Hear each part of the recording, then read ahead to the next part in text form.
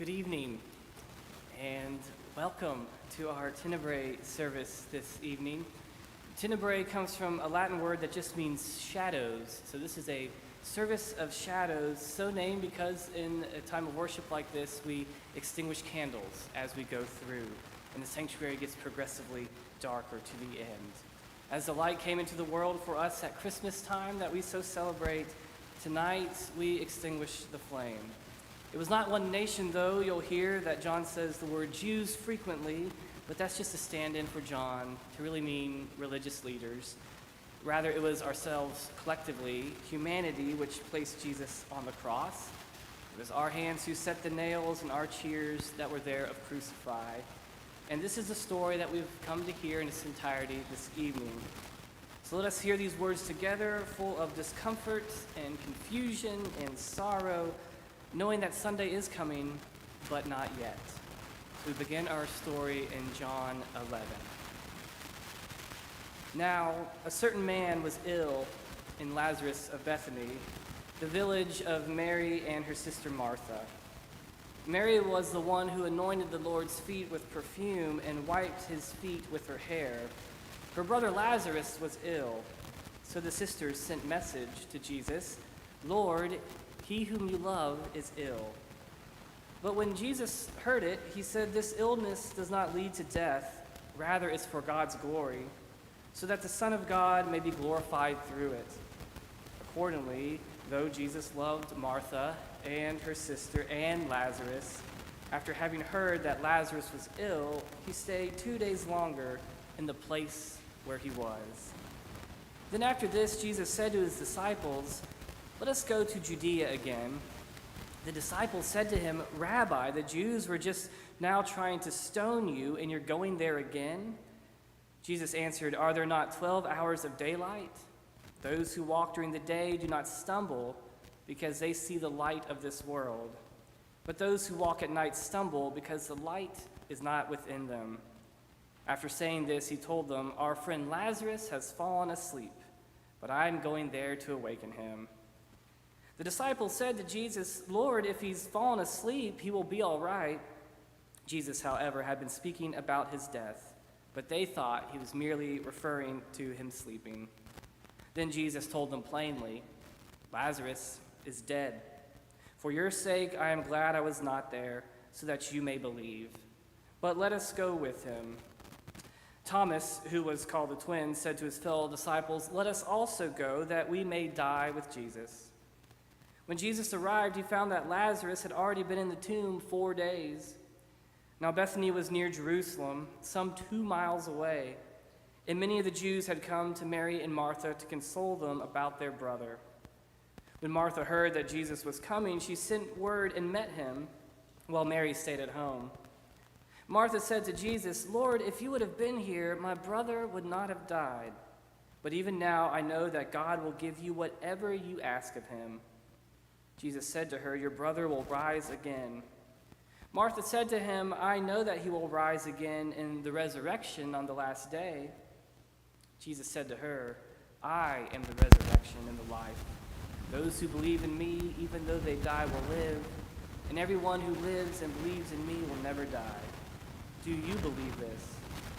She said to him, "Yes, Lord, I believe that you are the Messiah, the Son of God, the one coming into the world."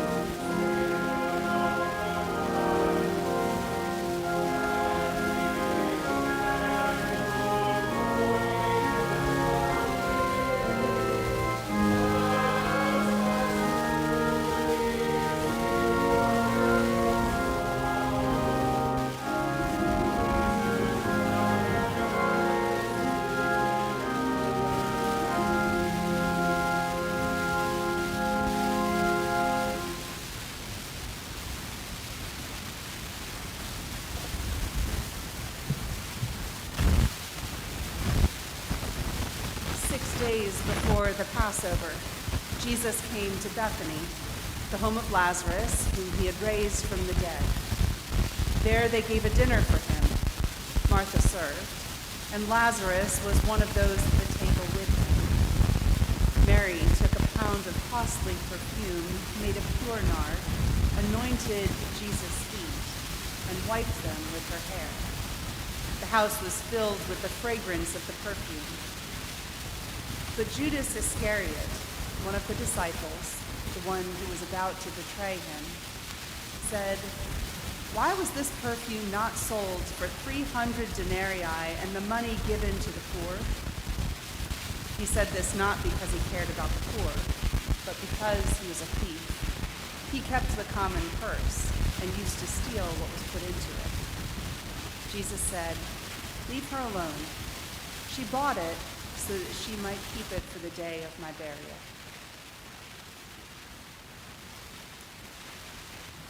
Now, before the festival of the Passover, Jesus knew that his hour had come to depart from this world and go to the Father.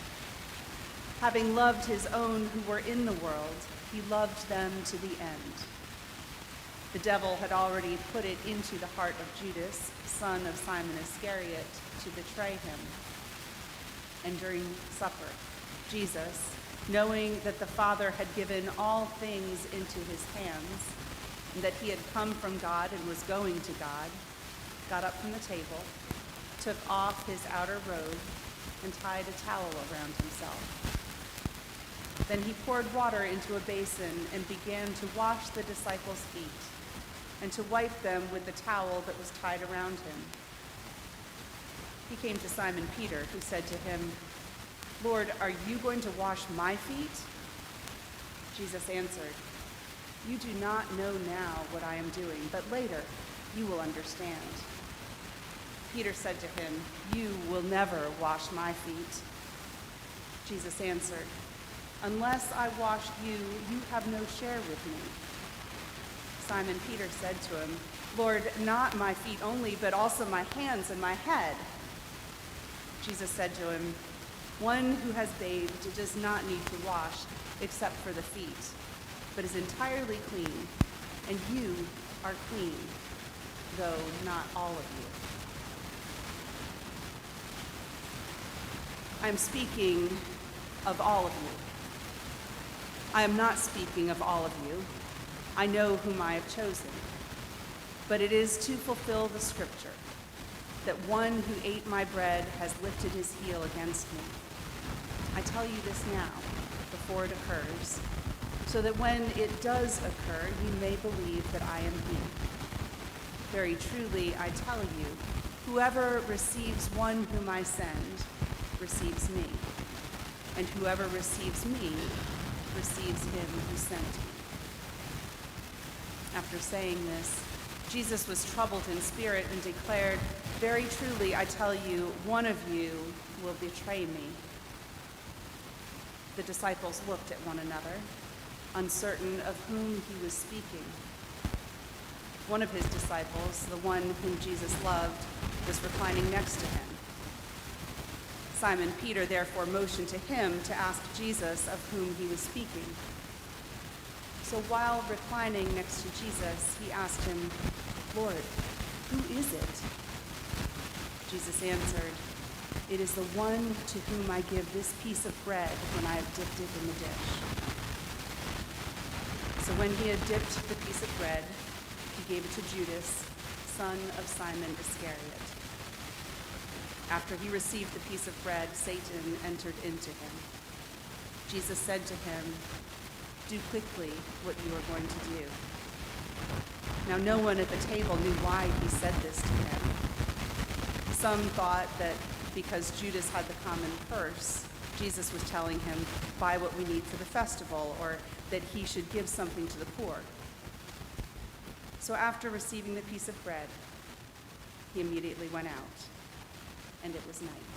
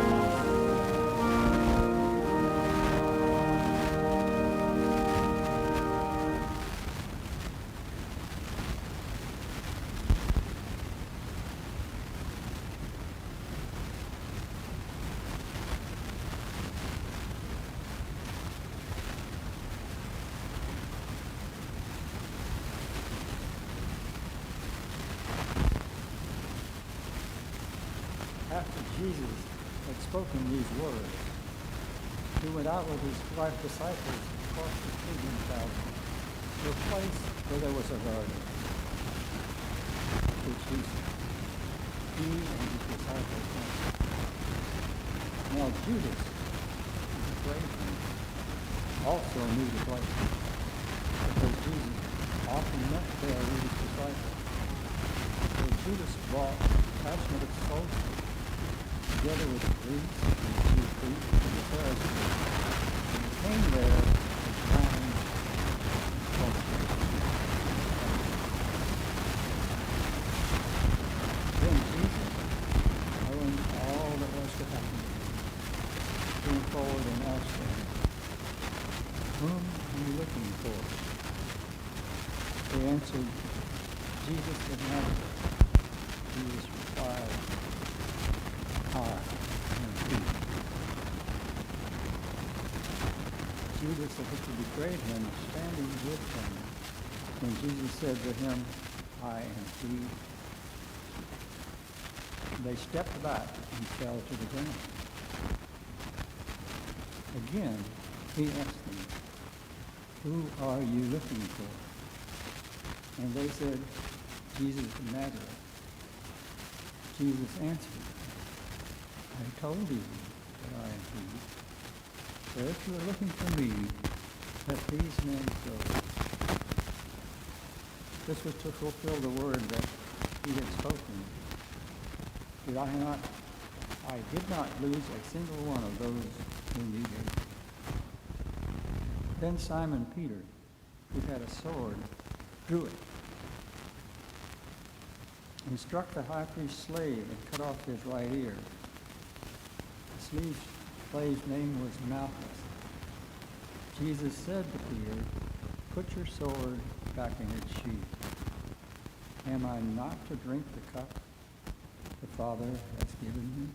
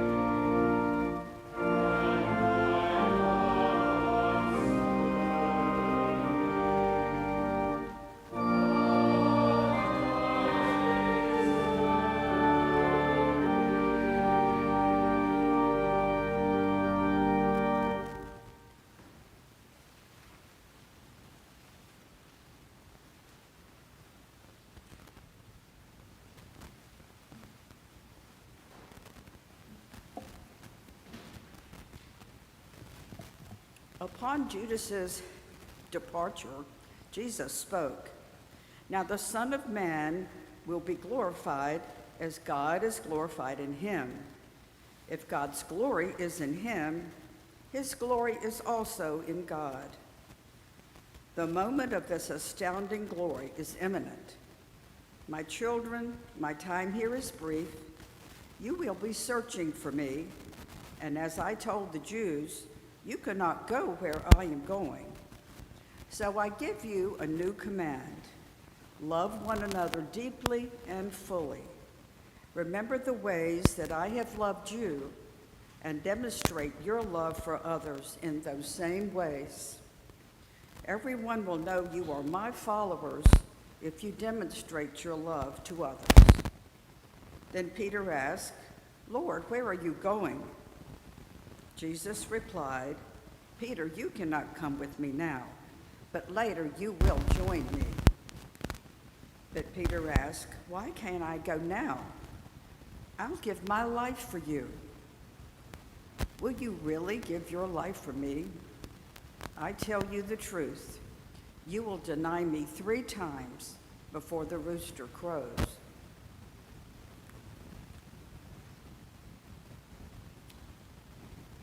Simon Peter and another disciple followed behind Jesus. When they arrived, Peter waited in the doorway while the other disciple was granted access because of his relationship with the high priest. That disciple spoke to the woman at the door, and Peter was allowed inside. The servant girl said to Peter, "You are one of this man's disciples, aren't you?" "I am not." All the servants and officers were gathered around a charcoal fire to keep warm. It was a cold day, and Peter made his way into the circle to warm himself. Annas then asked Jesus, "Who are your disciples, and what do you teach?" Jesus replied, "I have spoken in public where the world can hear, always teaching in the synagogue and in the temple, where the Jewish people gather. I have never spoken in secret, so why would you need to interrogate me? Many have heard me teach. Why don't you question them? They know what I have taught." While Jesus offered this response, an officer standing nearby struck Jesus with his hand, saying, "Is this how you speak to the high priest?" Jesus responded, If I have spoken incorrectly, why don't you point out the untruths that I speak? Why do you hit me if what I have said is correct?" Annas sent Jesus to Caiaphas, bound as a prisoner. As this was happening, Peter was still warming himself by the fire. An officer said to Peter, "You too are one of his disciples, aren't you?"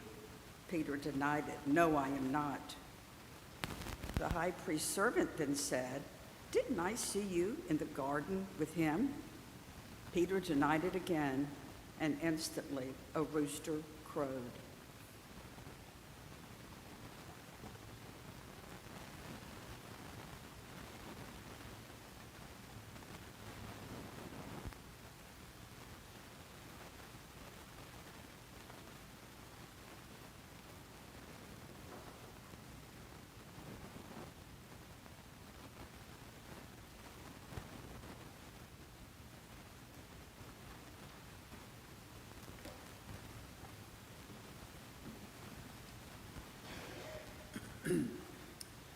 Then they took Jesus from Caiaphas to Pilate's headquarters. It was early in the morning. They themselves did not enter the headquarters so as to avoid ritual defilement and to be able to eat the Passover. So Pilate went out to them and said, "What accusation do you bring against this man?" They answered, "If this man were not a criminal, we would not have handed him over to you." Pilate said to them, "Take him yourselves and judge him according to your law." The Jews replied, "We are not permitted to put anyone to death."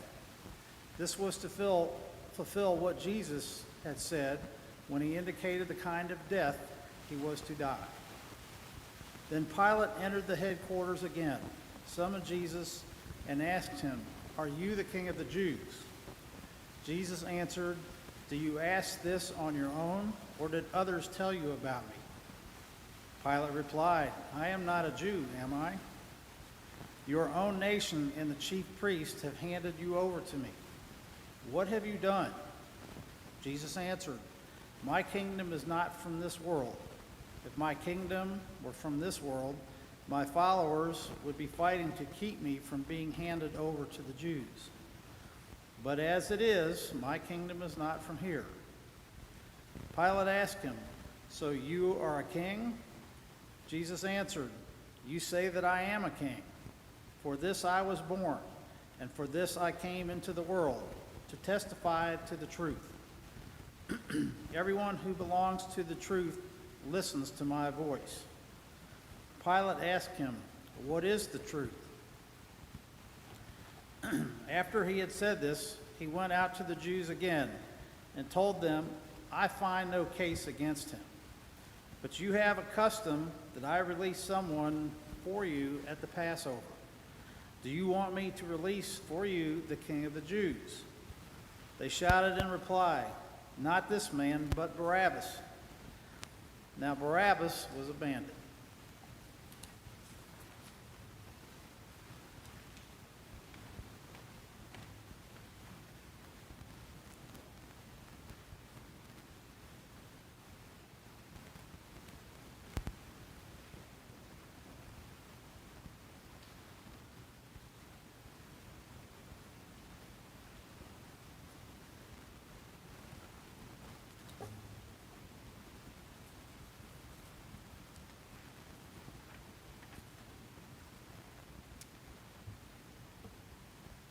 Then Pilate took Jesus and had him flogged.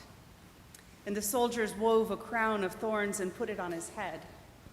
And they dressed him in a purple robe. They kept coming up to him saying, "Hail, King of the Jews," and striking him on the face. Pilate went out again and said to them, "Look, I am bringing him out to you to let you know that I find no case against him."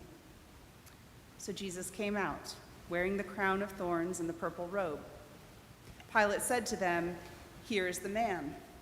When the chief priests and the police saw him, they shouted, "Crucify him!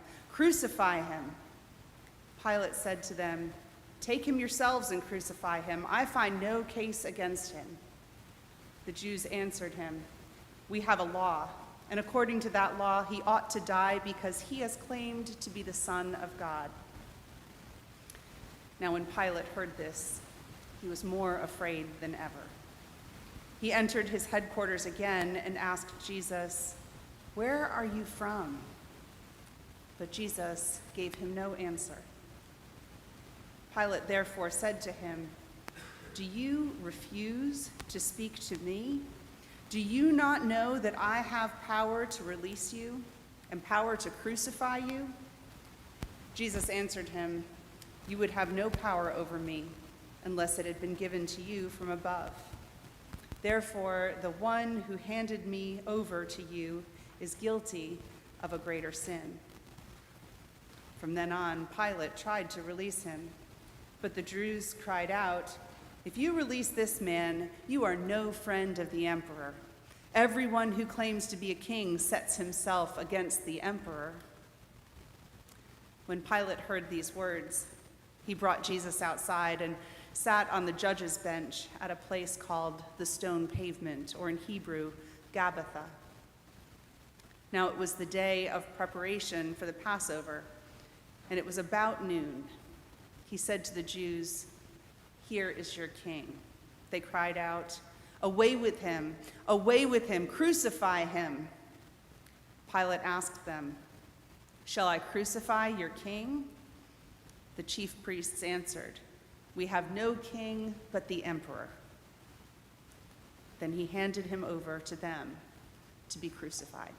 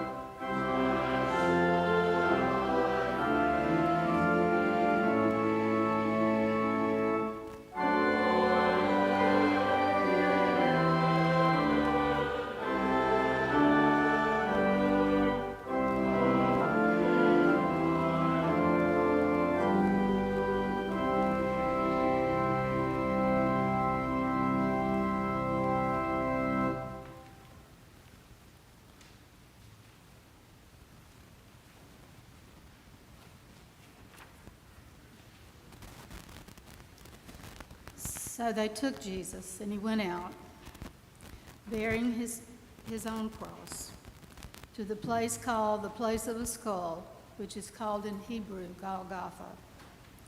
There they crucified him, and with him 2 others, one on either side, and Jesus between them.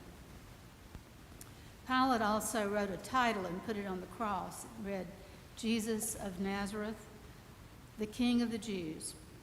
Many of the Jews read this title, for the place where Jesus was crucified was near the city. And it was written in Hebrew, in Latin, and in Greek. The chief priests of the Jews then said to Pilate, "Do not write the King of the Jews." But this man said, "I am King of the Jews." Pilate answered, "What I have written, I have written." When the soldiers had crucified Jesus, they took his garments and made 4 parts, one for each soldier, also his tunic. But the tunic was without seam, woven from top to bottom. So they said to one another, "Let us not tear it, but cast lots for it to see whose it shall be." This was to fulfill the scripture, "They parted my garments among them, and for my clothing they cast lots." So the soldiers did this.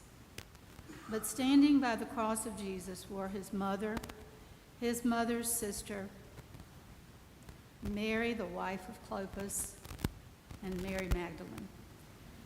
When Jesus saw his mother and the disciple whom he loved standing near, he said to his mother, "Woman, behold your son." Then he said to the disciple, "Behold your mother." And from that hour the disciple took her to his own home.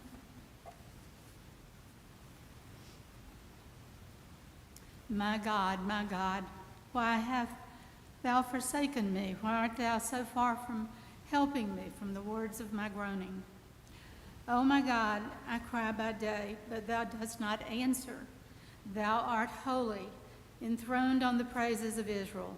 In thee our fathers trusted, they trusted, and thou didst deliver them. To thee they cried, and they were saved, and in thee they trusted, and were not disappointed. But I am a worm, and no man, scorned by men, and despised by the people. All who see me mock at me. They make mouths at me. They wag their heads. He committed his cause to the Lord. Let him deliver him. Let him rescue him, for he delights in him. Yet thou art he who took me from the womb. Thou didst keep me safe upon my mother's breast. Upon thee was I cast from my birth, and since my mother bore me, thou hast been my God. Be not far from me, for trouble is near, and there is none to help.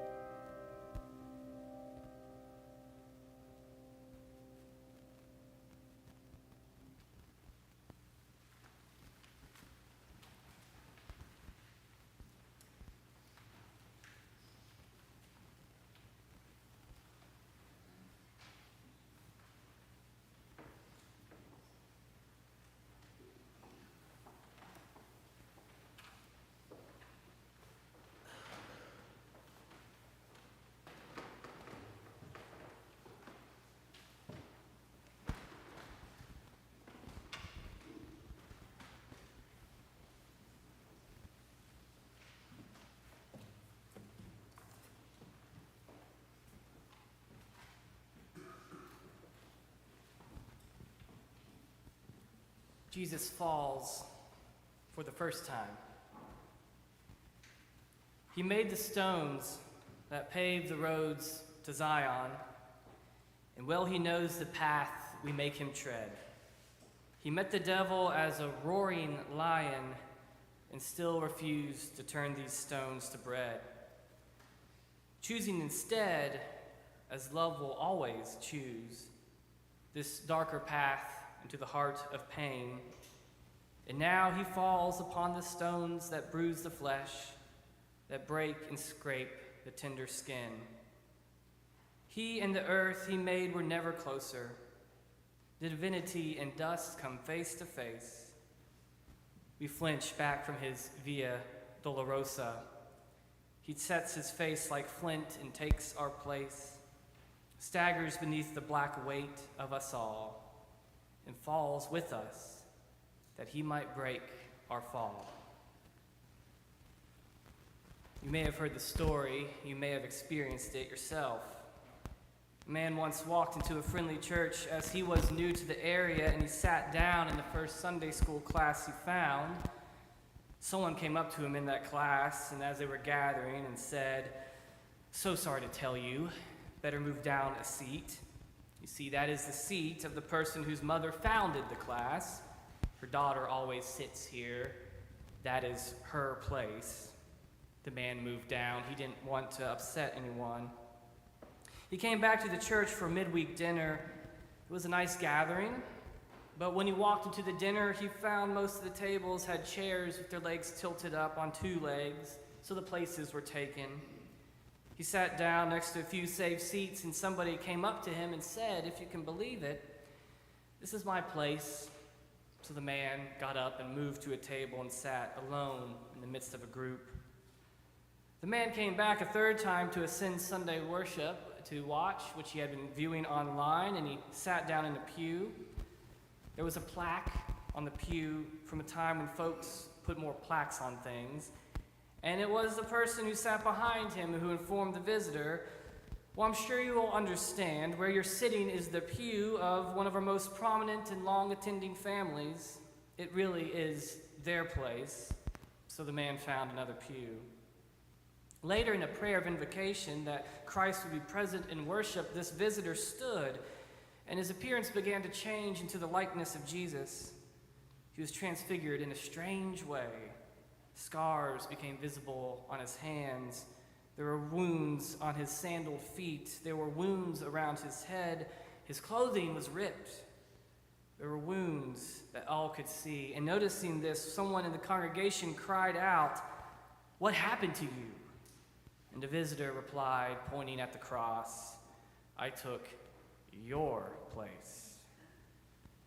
Most of the images the Bible uses to describe why this cross event matters is Jesus stood in for us to do something for us that we could not do for ourselves. Jesus paid a debt we owed.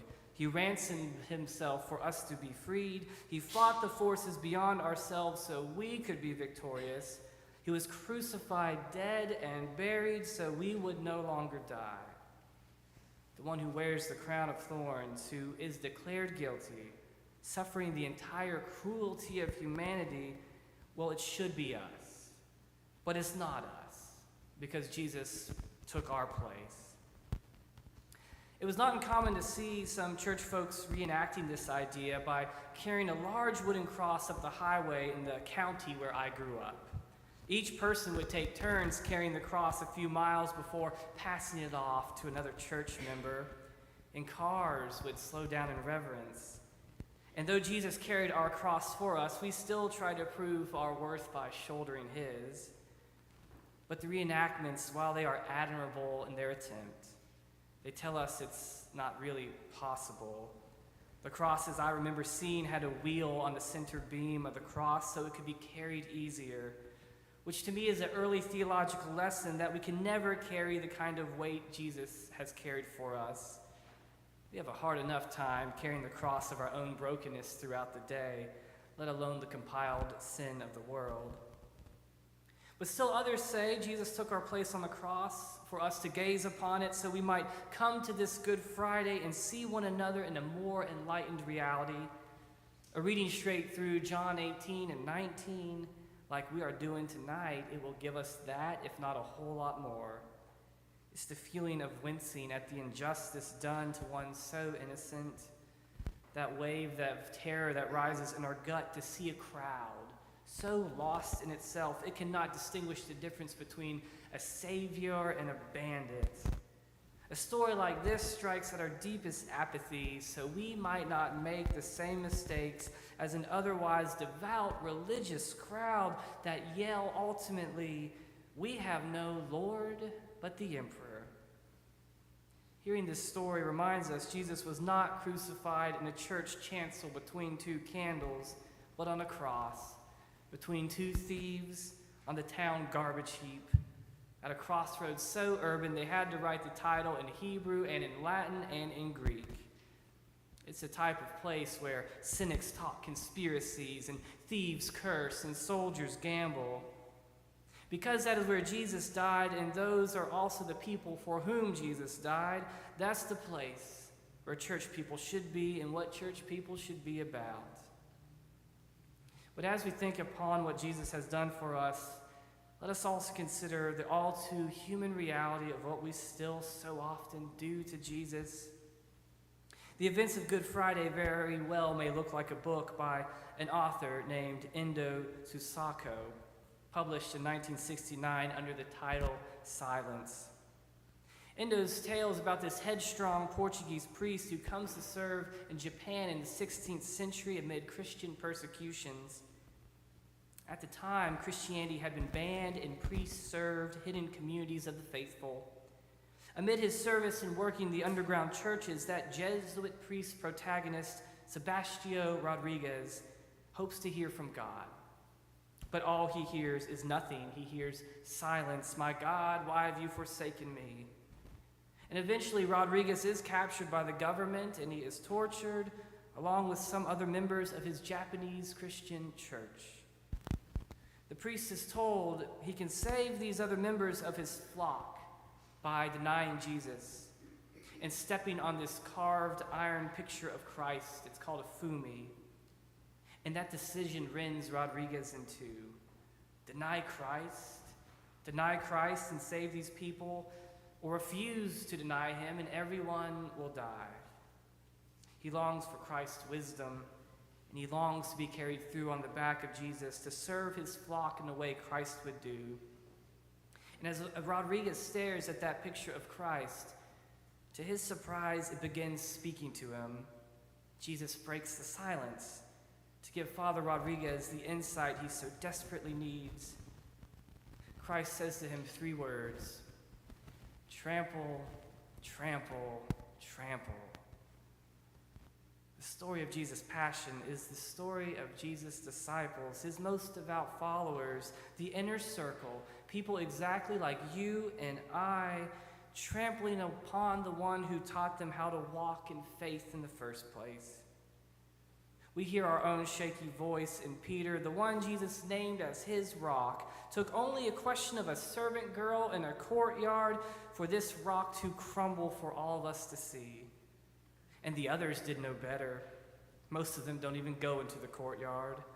Only the women and the disciple whom Jesus loved, as we hear, make it to the foot of the cross. We tell and read this story to remind ourselves we still trample upon Jesus with how we deny we are associated with him in certain arenas of our life.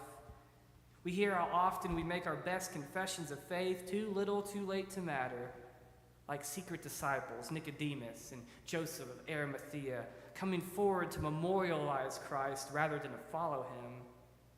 We wash our hands like Pilate from our responsibilities when the threats of hardship or suffering is before us. We justify our misguided decisions by asking vague and esoteric questions like, what is truth? When it stands bleeding before us, wearing a crown of thorns. As our leaders so often demonstrate, our allegiance to truth only has to hear a disenchanted crowd say, "Art thou not a friend of Caesar?" And that's enough for us to bind the Barabbas in us all. Because we are these things, the poet says, Jesus set his face like flint and takes our place, staggers beneath the weight of it all, and falls with us that he might break our fall. Because we are all these things, Christ says, trample, trample, trample. Step on me. Step on me, for your own life I came that you might find life.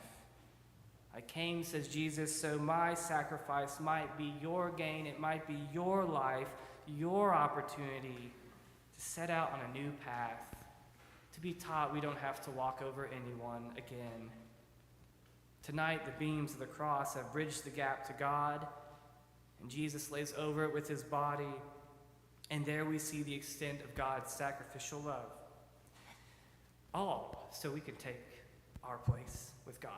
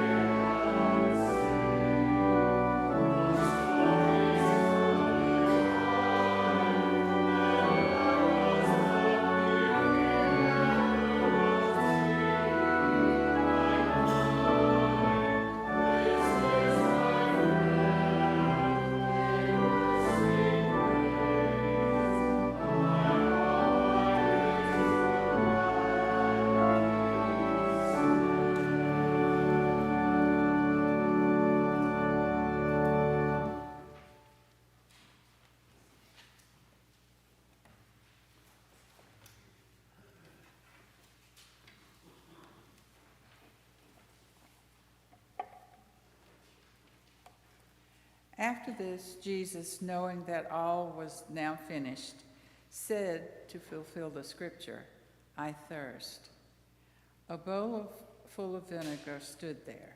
So they put a sponge full of vinegar on hyssop and held it to his mouth. When Jesus had received the vinegar, he said, "It is finished." And he bowed his head and gave up his spirit.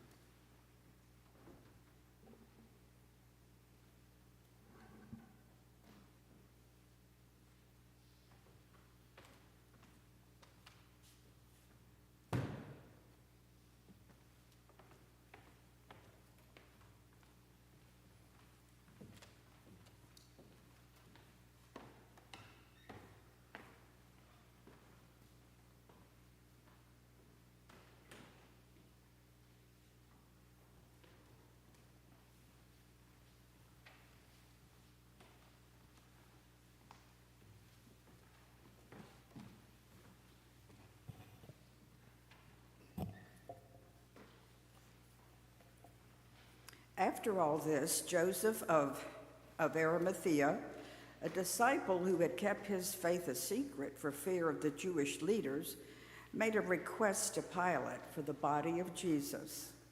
Pilate granted his request, and Joseph retrieved the body. Nicodemus, who at first came to Jesus under the cloak of darkness, brought over 100 pounds of myrrh and ointments for his burial. Together, they took Jesus' body and wrapped him in linen soaked in essential oils and spices, according to the Jewish burial customs.